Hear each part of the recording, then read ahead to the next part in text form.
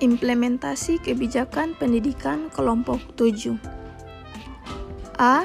Teori implementasi kebijakan pendidikan. Implementasi kebijakan pendidikan merupakan bagian proses untuk pembuatan kebijakan yang ada seperti dinyatakan oleh Hasbullah 2015 bahwasanya di dalam proses pembuatan kebijakan yang berlangsung dalam beberapa tahap pembuatan kebijakan politik, di mana aktivitas politik yang sedang berlangsung dalam tahapan membuat kebijakan dan divisualkan sebagai serangkaian dari tahap yang saling mempunyai keterkaitan satu dengan yang lain yang dapat diatur berdasarkan urutan waktu dan seperti penyusunan agenda, formulasi, adoptasi, dan implementasi kebijakan pendidikan mengilustrasikan secara rinci pada fase dan karakter pembuat kebijakan itu dan di mana implementasi adalah bagian yang ada di dalamnya. Yang B, langkah-langkah implementasi kebijakan pendidikan. Implementasi kebijakan pendidikan melibatkan serangkaian langkah yang harus diambil untuk memastikan bahwa kebijakan tersebut dijalankan dengan efektif di tingkat sekolah atau lembaga pendidikan. Berikut adalah langkah-langkah umum dalam implementasi kebijakan pendidikan. 1. Perancangan kebijakan. 2. Komunikasi kebijakan. 3. Pengembangan panduan. 4. Pelatihan dan pengembangan. 5. Penyusunan rencana implementasi. 6. Pengujian dan uji coba. 7. Pengawasan dan evaluasi. 8. Penghargaan dan dukungan. 9. Koreksi dan perbaikan. 10. Komunikasi terus-menerus. 11. Evaluasi jangka panjang. Dan yang ke-12 atau yang terakhir, keterlibatan pemangku kepentingan. C. Kebijakan pendidikan. Pendekatan dalam analisis kebijakan diantaranya yang pertama, pendekatan deskriptif atau positif, merupakan prosedur atau cara untuk menerangkan yang terjadi dalam suatu gejala yang terjadi dalam masyarakat dengan tidak adanya kriteria, bertujuan menemukan penafsiran yang benar secara ilmiah mengenai keadaan apa adanya dari gejala kemasyarakatan agar diperoleh kesepakatan umum mengenai yang sedang disoroti. Yang kedua, pendekatan normatif atau preskriptif merupakan upaya untuk menawarkan suatu norma, kaidah, resep, dan dapat digunakan dalam rangka memecahkan suatu masalah.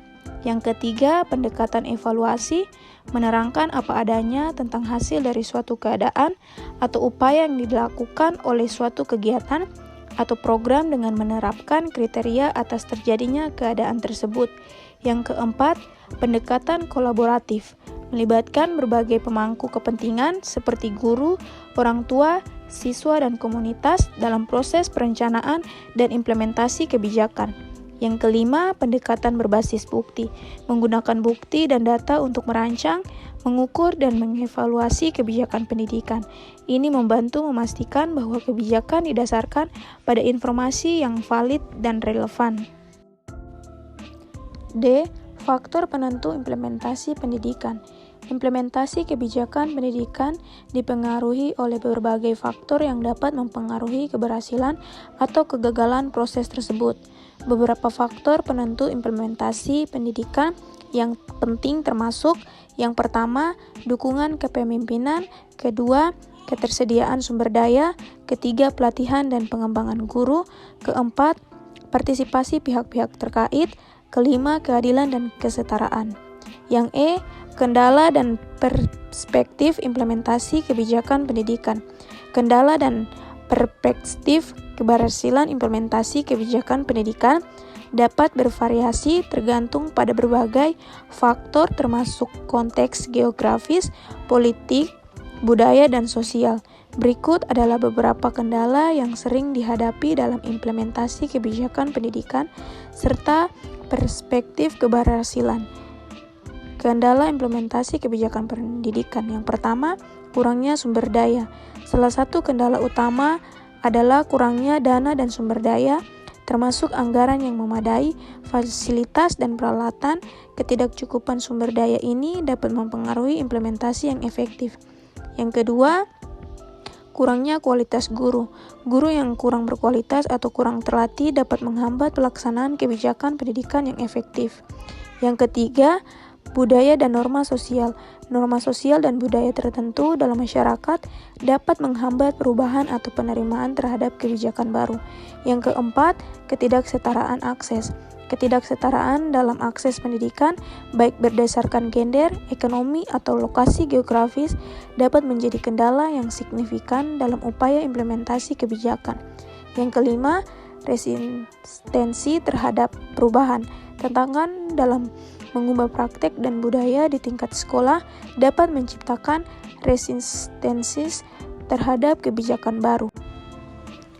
Perspektif keberhasilan implementasi kebijakan pendidikan. Yang pertama, peningkatan hasil belajar.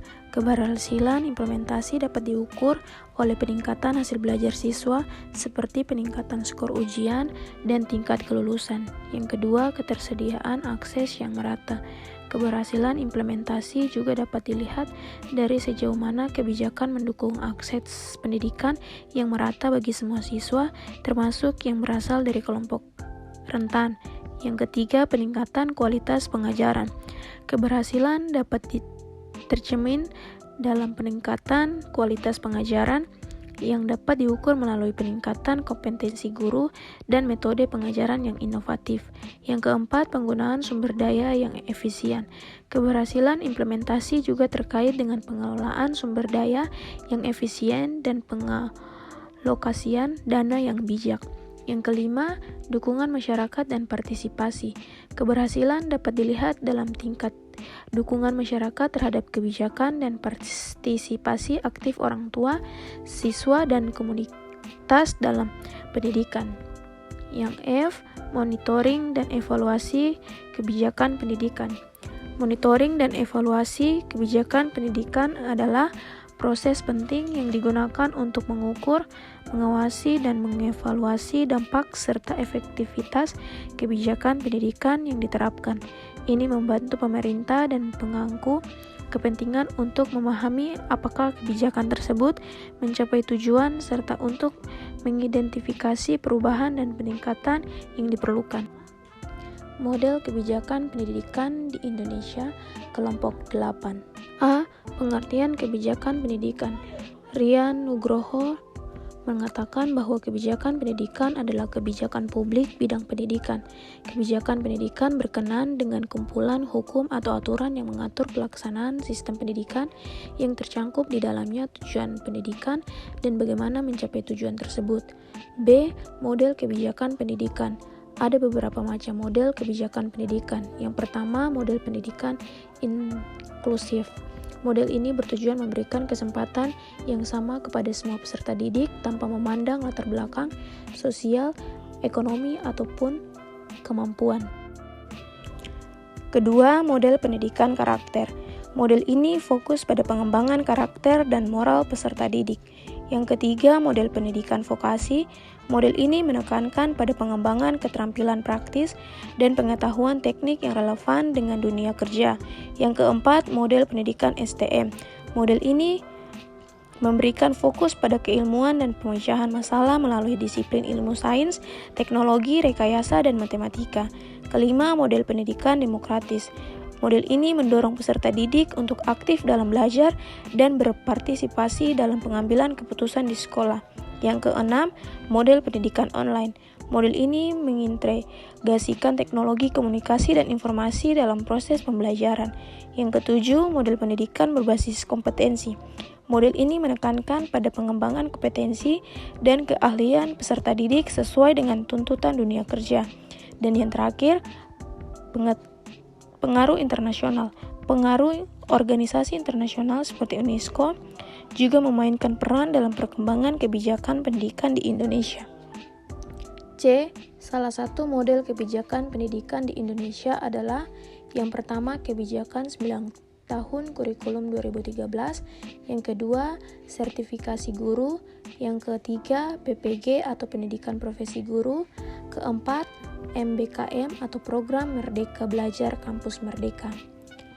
Yang D. Pentingnya mempelajari model kebijakan pendidikan di Indonesia bagi mahasiswa. Mempelajari model kebijakan pendidikan yang ada di Indonesia memiliki arti penting yang besar bagi mahasiswa. terutama bagi mereka yang tertarik dalam bidang pendidikan, ilmu sosial, atau kebijakan publik. Berikut adalah beberapa alasan mengapa memahami model kebijakan pendidikan di Indonesia penting bagi mahasiswa. Yang pertama, memahami sistem pendidikan. Yang kedua, berpartisipasi dalam perbaikan pendidikan. Yang ketiga, pembangunan karir di bidang pendidikan. Keempat, meningkatkan kualitas pendidikan. Kelima, memahami tantangan dan masalah pendidikan. Yang keenam, berpartisipasi dalam debat publik. Yang ketujuh, meningkatkan keterampilan analitis. Dan yang kedelapan, menyediakan dasar untuk inovasi.